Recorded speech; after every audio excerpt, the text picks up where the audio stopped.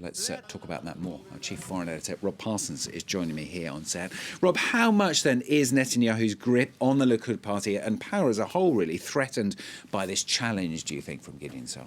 Yeah, I mean, it's an interesting question. I mean, in your summary, you hit the nail on the head. I think this isn't going to get rid of Netanyahu, but it's certainly going to weaken his position within the party. Gideon Saar, incidentally brought into politics by Netanyahu himself, although the two men fell out later, brought into politics a couple of decades ago, highly respected within the Likud party, the ruling Likud party, has been an interior minister, been an education minister.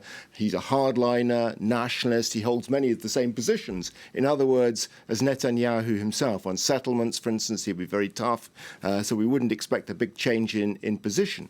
But the fact that this arrives now, at this moment, at a time when, in 2 consecutive elections this year, Benjamin Netanyahu has failed to achieve an outright victory for the Likud party, or even a coalition for the party that he could rule over, makes him weak.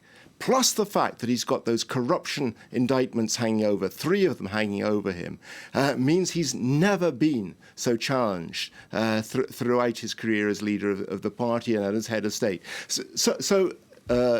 There is no doubt that Gideon Saar does pose a serious challenge.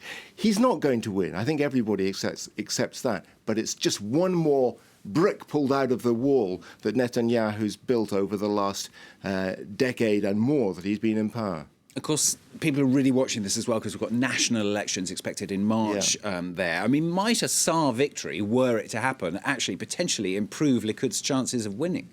Well, this is the tough thing, I think, for the Likud party when they're making these elections. 116,000 party members voting today. They've got to make a decision about what they want in March. And Netanyahu has failed in 2 consecutive elections to win an election because he's regarded by many people in Israeli politics, and in particular by the key opposition movement, as poisonous. Benny Gantz, the leader of the Blue and White Party, said he will not form a coalition with Likud while Netanyahu remains as leader of the party, or would be effectively a prime minister, at least for part of the coalition period. So that's the difficulty. But the problem is for the Likud, how do they wriggle out of it? Because Netanyahu has been there for such a long time. Yeah, I think there's no doubt that if Saar were to win this election, this internal election, there would be a good chance of a national coalition being formed with the Blue and White Party and Benny Gantz. But is it going to happen? Probably not. Rob Parsons, Chief Foreign Editor here on France 24. Thanks very much. Now, 35.